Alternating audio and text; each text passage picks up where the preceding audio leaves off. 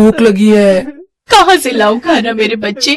पूरे गांव में सूखा पड़ा है, किसी के घर में अन्न का एक दाना तक नहीं है। अम्मा एक रोटी दे दो बस। ऐसा मत बोल मेरे लाल, मैं करती हूँ कुछ, लाती हूँ कहीं से, तू रुक। चांदपुरवा एक छोटा और प्यारा सा गांव था जहां मुश्किल से 20 परिवार रहते थे। लेकिन इस बार गांव को न जाने किसकी नजर लगी कि पूरा का पूरा गांव ही सूखे की चपेट में आ गया।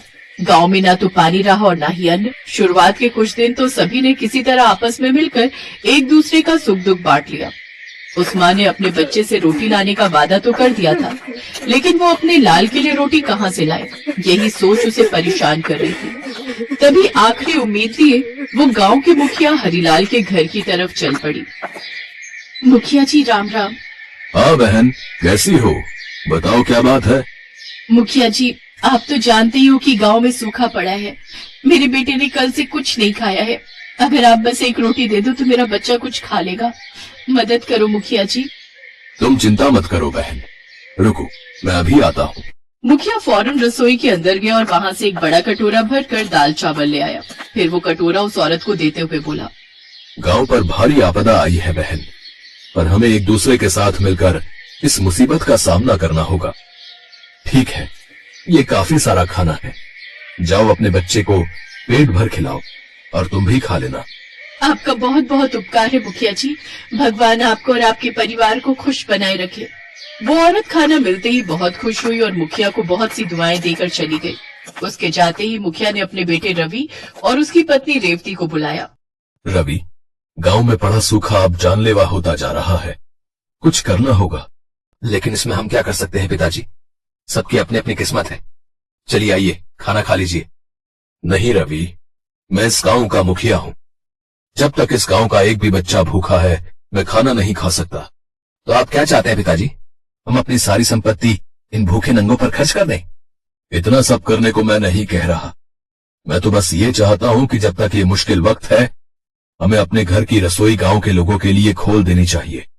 बहू रेवती, तुम एक काम करो, घर में काफी अनाज है, तुम गांव की कुछ और औरतों को साथ ले लो और सबके लिए खाना बनाओ।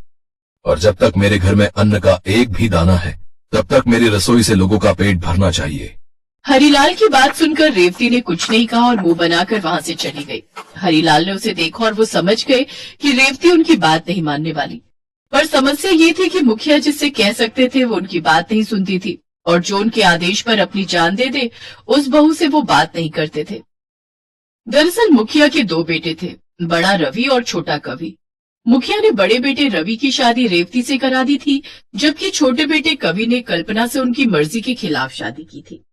इसी बात से नाराज होकर मुखिया ने कवि और उसकी पत्नी कल्पना को घर से बाहर निकाल दिया था। कवि और कल्पना उसी गांव में एक छोटे से घर में रहते थे।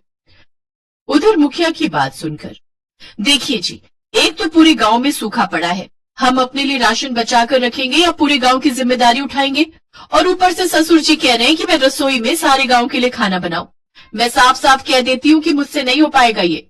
अरे तुम चिंता क्यों करती हो, मैं खुद ही मना कर दूंगा पिताजी को। वो तो सठिया गए।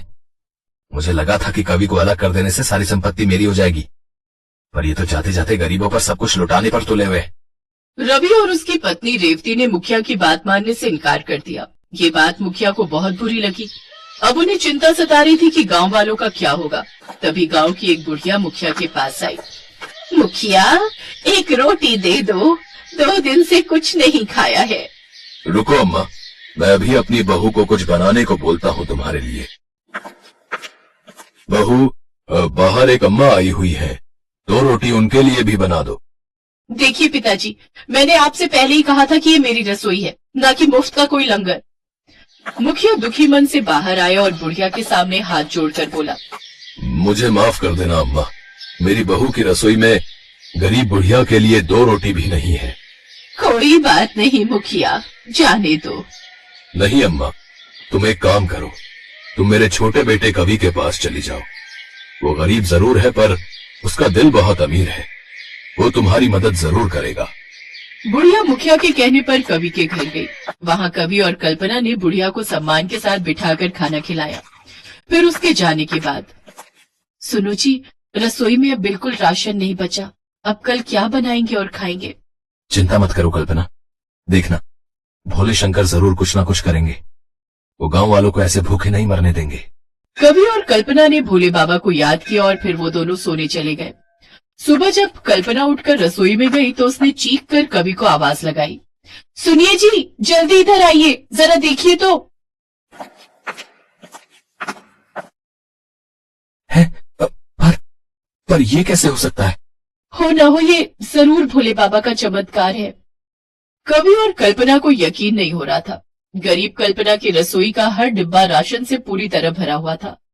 ये नजारा देखकर कवि और कल्पना ने भगवान के सामने हाथ जोड़े और फिर, कल्पना, हम गरीब हैं तो क्या हुआ, खुद भोले बाबा हमारे साथ हैं। तुम एक काम करो, इस अनाज से पूरे गांव वालों के लिए खाना बनाओ।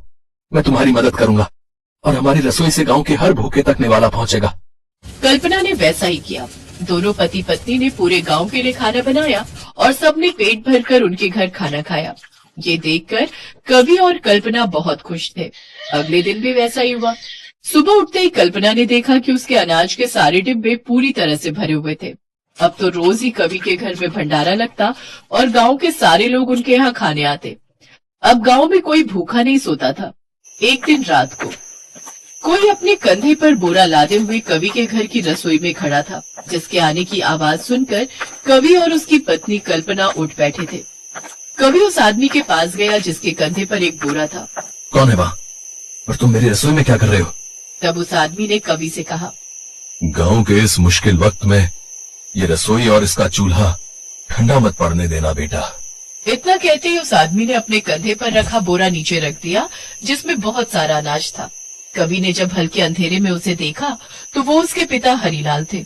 उन्हें देखते ही कवि और कल्पना उनके पैरों पर गिर पड़े। हरिलाल ने दोनों को अपने सीने से लगा लिया और इसके साथ ही कल्पना के घर की रसोई ही पूरे गांव और हरिलाल की रसोई बन